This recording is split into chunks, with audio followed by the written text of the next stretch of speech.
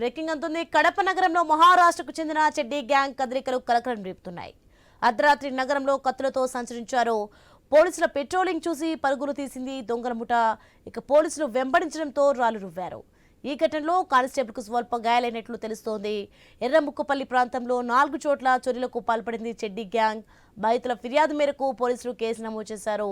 చెడ్డీ gang కోసం ప్రత్యేక police బృందాలు గాలిస్తున్నాయి.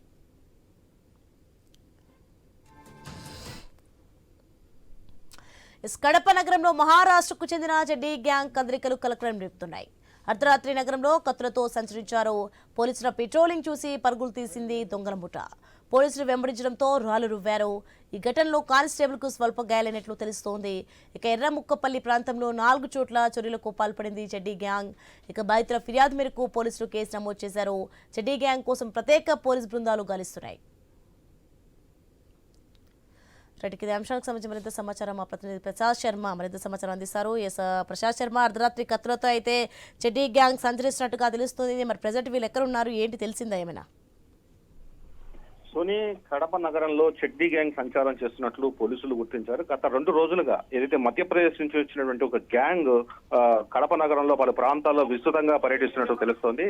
నిన్న ఎర్రముకపల్లె పరిధిలోని సిపిపురం ఒక ఖాళీలో ప్రవేశించినటువంటి చెడ్డీ గ్యాంగ్ ను సీసీ ఫుటేజ్ ద్వారా గుర్తించారు. తర్వాత అట్లాగే రాత్రి పెట్రోలింగ్ చేసిన సమయంలో చెడ్డీ గ్యాంగ్ పోలీసులకు తారసపడడంతో వెంటనే వారిని పట్టుకునే ప్రయత్నం చేశారు. దాదాపు ఈ క్రమంలోనే ఇది శివారు ప్రాంతం కావడంతో అక్కడ ఉన్నటువంటి ఈ చెడ్డీ గ్యాంగ్ సంబంధించిన వ్యక్తులు రాళ్లతో దాడి చేసినట్టు, పోలీసుల మీద దాడి చేసినట్టు తెలుస్తుంది. దాడిలో ఒక కానిస్టేబుల్ కూడా స్వల్ప గాయాలయ్యాయి.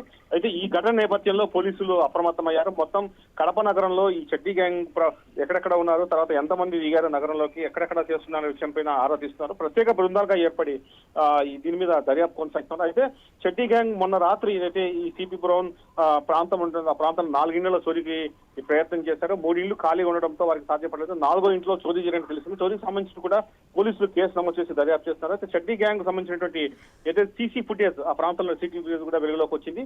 గతంలో 6 నెలల క్రితం ఇదే చెడ్డీ గ్యాంగ్ కడప నగరంలో హైచల్ చేసింది. తర్వాత అనేక ఇళ్లలో చోరీలకు పాల్పడింది. అయితే కేసు నమోదు ఇప్పటి వరకు చెడ్డీ గ్యాంగ్ అయితే పట్టుబడలేదు.